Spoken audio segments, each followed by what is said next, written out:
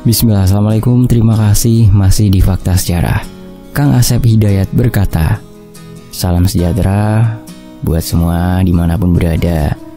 Kali ini Kang Asep akan menceritakan kisah nyata dari kehidupan sahabat cerita misteri kisah nyata Kang Asep Hidayat.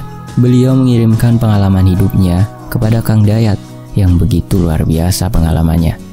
Namun tentunya nama beliau sudah Kang Dayat samarkan. Semoga berkenan dan mohon maaf ya Mbak jika ada kata dan penulisannya yang salah. Cuma ini yang Kang Dayat bisa. Baiklah, langsung saja ke bagian ceritanya. Ini dia selengkapnya di Fakta Sejarah.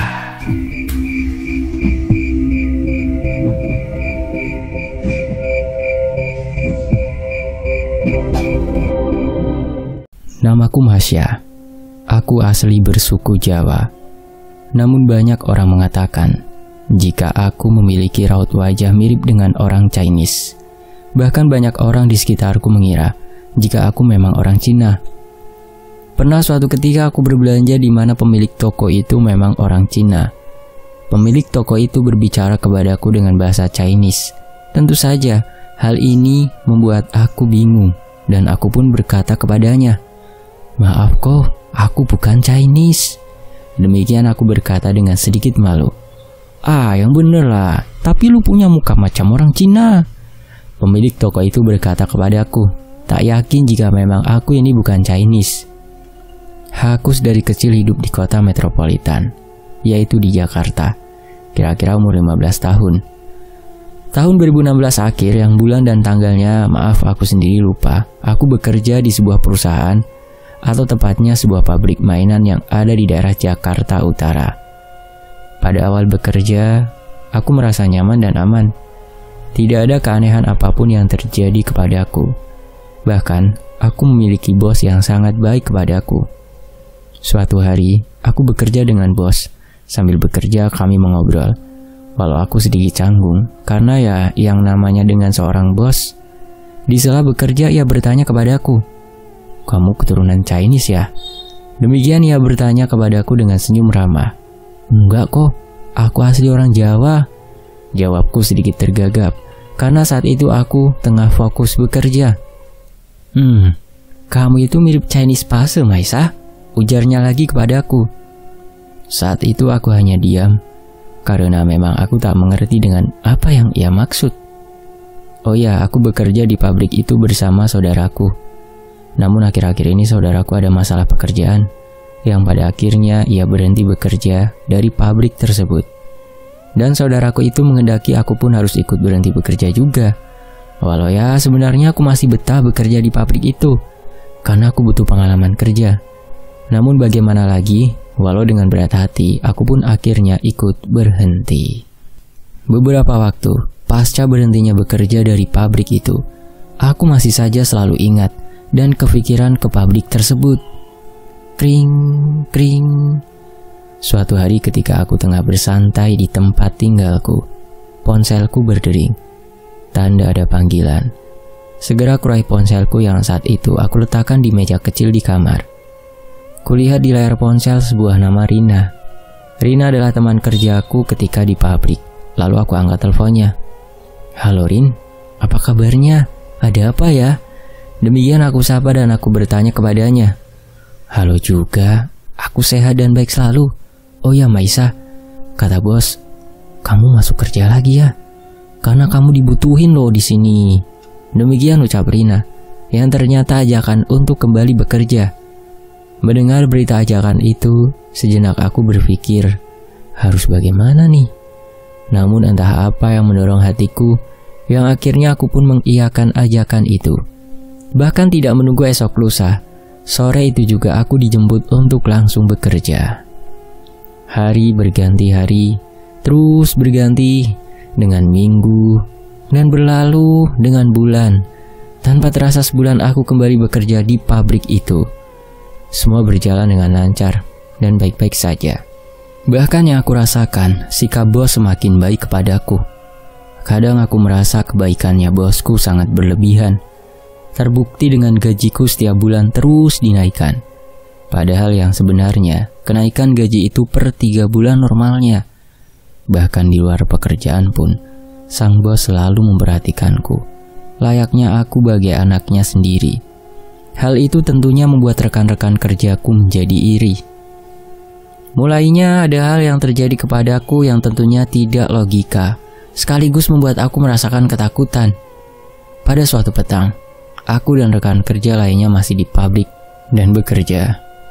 Rekan sebelah meja kerjaku kebetulan berpuasa, dan maghrib itu ia meminta izin kepadaku untuk berbuka puasa dan melaksanakan sholat fardu maghrib.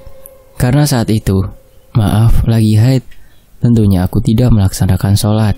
Singkat cerita, aku pun mengiyakannya, dan rekanku pun berlalu meninggalkanku. Tentulah saat itu aku tinggal sendiri, karena memang kami hanya berdua saat itu. Aku pun meneruskan pekerjaanku, yang saat itu aku mengangsur angkat barang-barang. Di saat itulah tanpa sengaja, ekor mataku mengarah keluar ruangan, di mana ada sebatang pohon palem. Di sana aku melihat seseorang tengah berdiri menatap ke arahku. Bahkan sosok itu tersenyum kepadaku. Pada awalnya aku pikir sosok itu temanku yang memang ditugaskan untuk menghidupkan lampu, yang kebetulan di sebelah pohon itu ada saklar lampu. Namun setelah aku perhatikan dengan jelas, ternyata dia bukanlah temanku, karena memang di sana sedikit remang-remang minimnya pencahayaan. Setelah membalas senyumnya, aku pun kembali membalikkan tubuhku dan kembali bekerja. Namun beberapa saat kemudian, aku merasakan ada hal yang aneh pada tubuhku. Tubuhku terasa dingin, layaknya aku baru saja kehujanan. Tidak sampai di situ.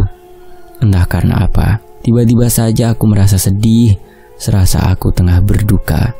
Saat itu dengan sisa kesadaranku, aku melangkah setengah berlari menuju ruang sebelah, di mana di situ ada beberapa temanku. Aku meminta tolong kepadanya, dan selanjutnya aku sudah tidak ingat apa-apa lagi. Menurut cerita rekan kerjaku di saat aku berlari menghampirinya dan meminta tolong, seperti ini nih. Rekan kerjaku mengira jika aku kelelahan, karena saat itu raut wajahku terlihat pucat dan tubuhku lemah. Aku pun diantar ke kamar istirahat. Namun saat itu sikapku mulai terlihat aneh. Aku menangis dan menjerit histeris, layaknya orang tengah kesurupan. Sontak, melihat aku yang saat itu kesurupan membuat beberapa rekanku panik. Mereka berusaha untuk menyadarkanku dengan berbagai cara yang mereka bisa, dengan dibacakan Yasin dan sebagainya. Namun tetap saja, aku tidak sadarkan diri. Justru aku tertawa cekikikan. Setelah rekan kerjaku menghubungi bos dan memberitahukan jika aku kesurupan, akhirnya sang bos pun tiba, dan aku kembali sadar hanya diucapkan haleluya olehnya. Singkat cerita, pasca kejadian yang menimpaku, aku sering melihat hal aneh di pabrik itu. Mulai dari beberapa barang berjatuhan atau pindah posisi dengan sendiri. Pintu ruangan sering terbuka dan tertutup sendiri, hingga penampakan-penampakan menakutkan. Penampakan-penampakan yang semakin menunjukkan eksistensinya kepadaku dan karyawan pabrik lainnya kerap terjadi.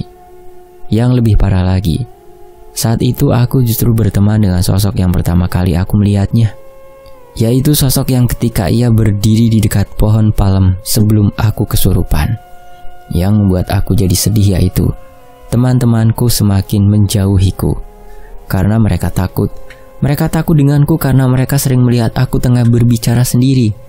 Yang sebenarnya, aku saat itu tengah mengobrol dengan teman baruku yang tak kasat mata atau hantu. Ternyata setelah aku berteman dengan sosok itu, di sana aku baru tahu siapa dia. Sosok itu mengaku dan bercerita kepadaku bahwa dia adalah anak bosku yang telah mati dijadikan tumbal pesugihan oleh bosku atau orang tua kandung sosok itu.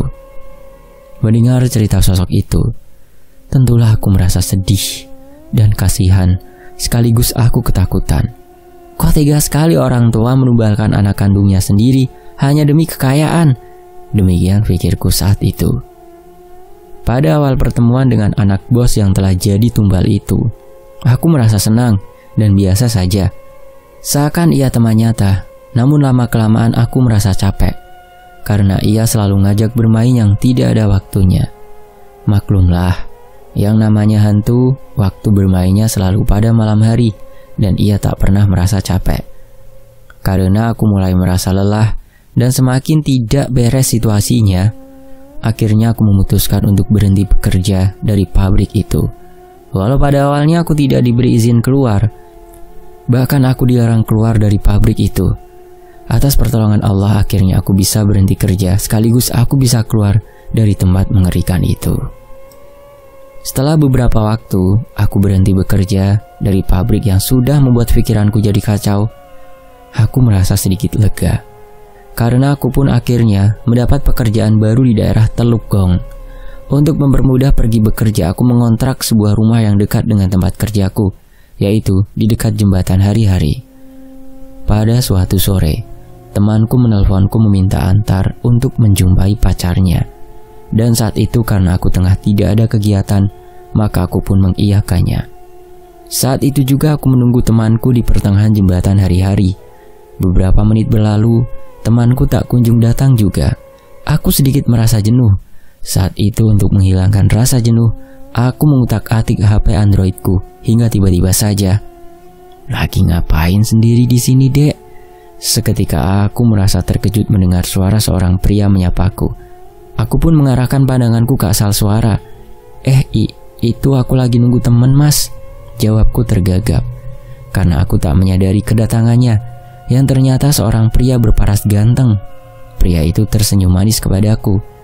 Saat itu entah kenapa aku tak berpikir curiga sedikit pun kepadanya.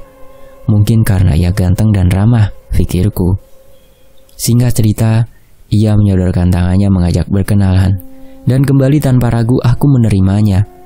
Akhirnya kami mengobrol dengan akrab, seakan kami telah lama berteman.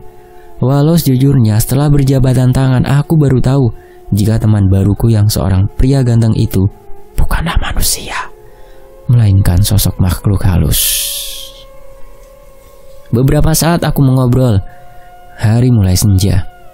Temanku yang sudah berjanji akan datang tak jua muncul. Akhirnya aku pun kembali ke kontrakan. Di saat aku melangkah pulang menuju kontrakan, aku merasakan tubuhku serta langkahku terasa berat, seakan aku tengah menggendong orang dewasa, serta perasaan aneh mulai merasuki jiwaku. Setibanya di kontrakan, benar saja aku langsung kesurupan. Beruntung saat itu tak lama berselang temanku datang.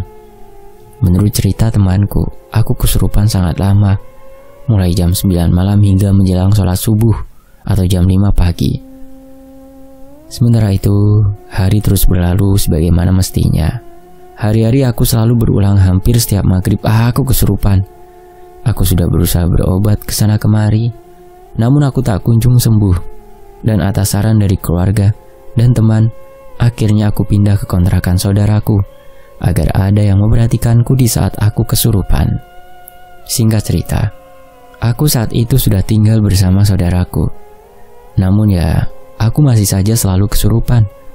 Sudah banyak ustadz, bahkan orang pintar, namun pada akhirnya mereka tidak sanggup mengobatiku. Hingga akhirnya, pada suatu hari ada yang memberi saran untuk berobat ke orang pintar di daerah Kapuk. Dengan diantar saudaraku kami pergi ke sana, dan ternyata seorang nenek-nenek. Singkat cerita, setibanya di sana, kami menceritakan semua yang terjadi kepadaku dan meminta bantuan kepada beliau.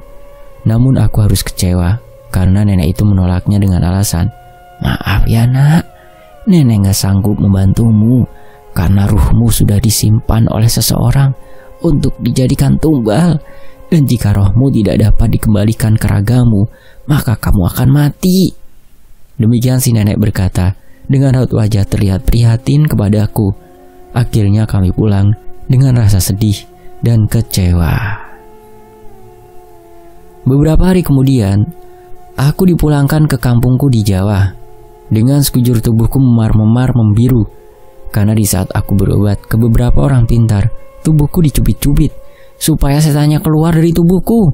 Walau ya, semua sia-sia. Setibanya di kampung halaman, aku tinggal bersama nenekku. Pada awalnya aku merasa tenang dan aman, namun ternyata tidak. Hanya 2 hari aman, selanjutnya justru semakin parah. Seperti biasa, setiap maghrib aku kesurupan dan menjelang subuh aku baru sadar. Aku semakin merasa tersiksa, bahkan aku nyaris putus asa dengan kondisiku saat itu. Namun di saat aku mulai putus asa, ada kerabat yang memberitahukan kepada keluarga agar aku dibawa berobat kepada seseorang yang daerahnya lumayan jauh dari kampungku. Saat itu, keluarga mendapat nomor teleponnya, dan singkat cerita, keluarga menelpon orang pintar itu dan menceritakan permasalahan yang terjadi padaku. Begitu mendengar semuanya, orang pintar itu beristighfar dan menanyakan nama dan wetonku. Biasa kalau orang pintar di daerahku, jika mengobati selalu menanyakan weton kelahiran. Lanjut cerita, akhirnya orang pintar itu mengatakan jika saat itu juga ia akan datang ke rumahku, dan alhamdulillah beliau datang. Singkat cerita, orang pintar itu jam 11 malam tiba di rumahku dan langsung menanganiku dengan melakukan ritual yang aku sendiri tidak paham. Tak lama berselang selesai ritualnya, lalu beliau bercerita kepadaku dan keluarga bahwa aku telah dijadikan tumbal pabrik mainan di mana aku pernah bekerja dulu. Dan terakhir orang pintar itu diketahui bernama Mas Alif melanjutkan cerita. Karena saat itu aku masih polos dan lugu. Di saat ruh anak bos yang telah dijadikan tumbal oleh orang tuanya senang dan berteman denganku, ia menginginkan aku mati seperti dia dan menemaninya. Mendengar cerita Mas Alif, sontak membuat keluargaku terkejut dan menangis karena mengkhawatirkanku. Sementara itu kondisiku semakin parah, karena menurut cerita keluargaku saat itu dalam diriku sudah orang lain yang tidak kenal keluargaku. Dari sikap, berbahasa sudah berbeda. Contohnya seperti ini nih. Aku kan asli orang Jawa, dan hari-hari dalam keluarga selalu berbahasa Jawa. Saat itu aku berbahasa Indonesia. Biasa aku memanggil ibuku dengan sebutan mama atau mae. Saat itu aku memanggil mami. Kurang lebih 1 bulan, aku hanya memiliki raga karena jiwaku sudah orang lain, yaitu ruh anak kecil yang tiada lain anak si bos yang telah ia jadikan tumbal kekayaannya. Namun alhamdulillah, Mas Alif dengan sabar terus berjuang mengobatiku. Setiap malam Jumat beliau mengobatiku dengan beberapa ritual, hingga aku diharuskan mandi bunga, serta aku tidak diperbolehkan keluar rumah. Secara perlahan, kondisi fisikku membaik, walau jiwaku masih orang lain. Pada suatu malam, akhirnya pada satu titik langkah pengobatanku, yaitu dengan cara meditasi dengan makhluk atau demit yang ada pada diriku. Dan hasil dari mediasi itu, sang demit meminta sate celeng atau sate babi. Pada saat itu Mas Alif menyanggupinya, walau kami tidaklah mengkonsumsi makanan seperti itu, namun demi kesembuhan disanggupi. Lalu aku dimasukkan ke dalam kamar kosong. Kemudian aku disuguhkan sate celeng tersebut. Di saat itulah aku kembali tidak sadar, dan ternyata aku dikurung dan dipasung di kamar yang gelap selama 3 bulan. Di saat aku dipasung di kamar kosong dan gelap itu, di saat aku tengah sadar, aku selalu didatangi oleh mantan bosku yang biasa aku panggil Koko Haryo. Dia berdiri di hadapanku, dan di sebelahnya ada anaknya yang telah mati karena tumbalnya. Ia menggunakan baju berwarna merah model khas etnik Cina. Selain itu juga, aku didatangi Nyi Blorong, Genderuwo, hingga Tuyul. Ya Allah, teman-teman bisa ngebayangin ya bagaimana perasaan Mbak Maisa saat itu. Astagfirullah. Namun jika memang ajalku belum sampai, tidak akan ada yang mampu merenggut hidupku. Akhirnya, bulan ketiga kondisiku membaik, dan aku dinyatakan sembuh oleh Mas Alif, orang pintar yang telah berjuang menolongku, yang tentunya atas izin Allah, Sang Pencipta. Pasca kesembuhanku, bukan berarti segala gangguan itu semua hilang. Tetap masih ada. Namun kali ini aku cuek atau bodoh amat, dan tentunya aku selalu memohon perlindungan kepada Sang Pencipta. Walau sampai saat ini aku terkadang pingsan, namun paling lama setengah jam dan kembali sadar karena mereka masih mengincarku. Saat ini aku telah menikah dan tengah mengandung. Gangguan itu masih selalu datang kepadaku. Semoga saja aku dan anakku selalu dilindungi Allah dari segala gangguan setan terkutuk. Tidak lupa, aku mohon doa dari semua teman-teman yang di Fakta Sejarah dan juga sahabatnya Kang Asep Hidayat di fanspage cerita misteri kisah nyata Kang Asep Hidayat untuk keselamatan Mbak Maisa dan seluruh keluarga. Selesai. Tulisan ini ditulis pada tanggal 3 Mei tahun 2021 dan mungkin anaknya Mbak Maisa sudah berapa tahun ya? 2 atau 3 tahun ya? Gitu ya. Dan sampai di sini Fakta Sejarah menceritakan sebuah cerita misteri kisah nyata. Aku dijadikan tumbal pesugihan bosku dari akun fanspage Facebook cerita misteri kisah nyata Kang Asep Hidayat.